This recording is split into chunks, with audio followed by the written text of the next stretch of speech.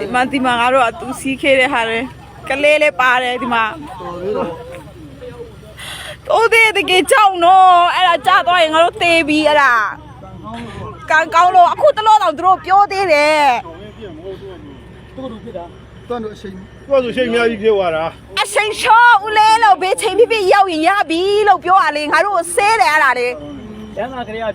ငါကားသမားနော်တဲ့ငါကားသမားနော်တဲ့ငါကားသမားနော်တဲ့နင်တို့တဲ့ငါ့ကိုပဲမအိုနဲ့တဲ့အဲ့လိုထိတောင်ပြောရင်တော့ငါတို့တောင်မှတိတ်တိတ်လေးပြန်နေသွားတာဦးလေးဘေးချိန်ရောက်ရတယ်အချိန်ချောလို့ပြောရလေနော်အဲ့လောက်ချိပြောရနော်ငါတို့လည်းကြောက်တာပေါ့ခီးတော့ဘူးရဲ့သူတွေကြီးပဲဘလိုင်းတခါလည်းမတောက်သေးဘူး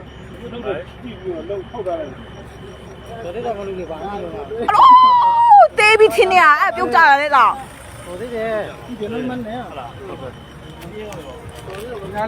ဘာလဲကားတမထက်လာပြီလားကားတမပါချပဲ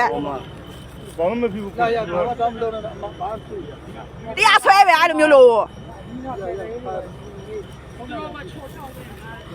ငါတို့ပဲဆဲလိုက်သေးတယ်သူ့ချော့ဖြည်းဖြည်းမောင်းဆိုငါတို့ပဲဆဲလိုက်သေးတယ်ဒီမှာကားဒီလိုမျိုးဖြစ်သွားတာအဲ့ဒါအောက်မှာကြောက်ပဲဒီမှာတစ်ပီနဲ့ကေထားလို့အိုးဘယ်လောက်ထိတော့အေး